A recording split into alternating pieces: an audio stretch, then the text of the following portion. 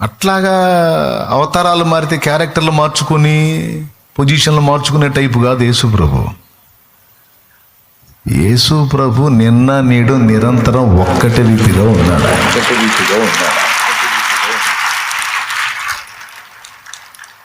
దేవునికి స్తోత్రం.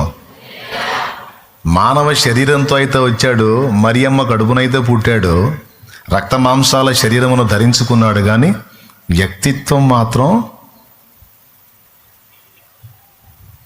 ఆ రోషం, ఆ పరాక్రమం, ఆ నీతి, ఆ పరిశుద్ధత, ఆ హై క్వాలిటీ మార్పులాలా.